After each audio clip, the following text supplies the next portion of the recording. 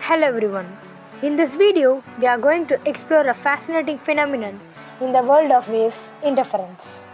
In this video, we will delve into the topics like history behind interference, types of interference, and its real-world examples and applications.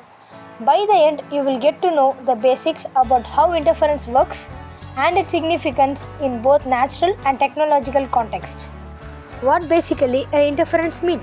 It is a phenomenon in which two coherent waves are combined by adding their intensities with due consideration for their phase difference. This follows superposition principle.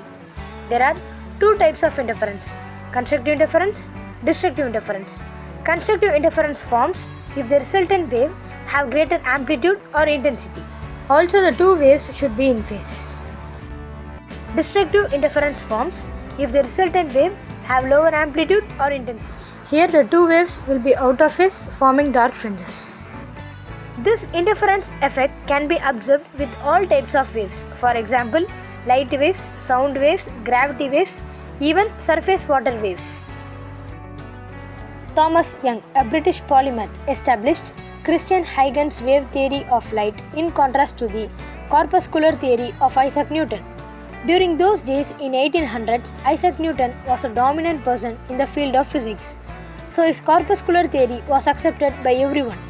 Later, Huygens proved wave theory of light through his principles in his book Treatise on Light, which describes about the Huygens conception of nature of light propagation, which makes it possible to explain the law of geometric optics.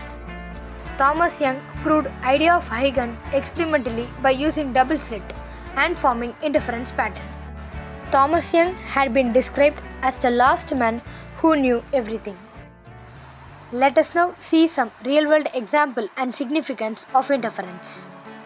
We all witnessed beautiful colors in soap bubbles or from a film of oil floating on water in roads or near petrol stations in rainy times.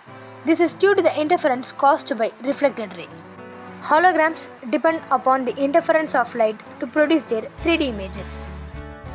Interference of light is used in interferometry, a technique that allows scientists to make precise measurements of distance and displacements.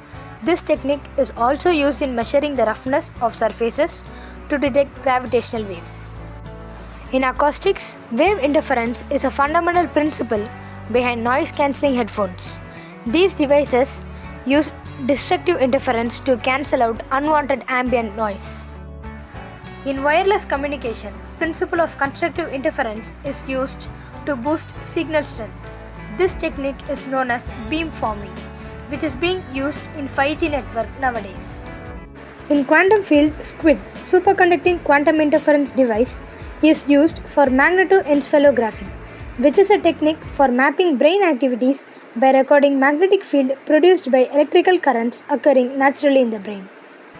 Interference is not just a concept in physics, it's a phenomenon that shapes our world, from colors of a soap bubble to the clarity of our phone calls. Thanks for watching, stay curious and see you next time.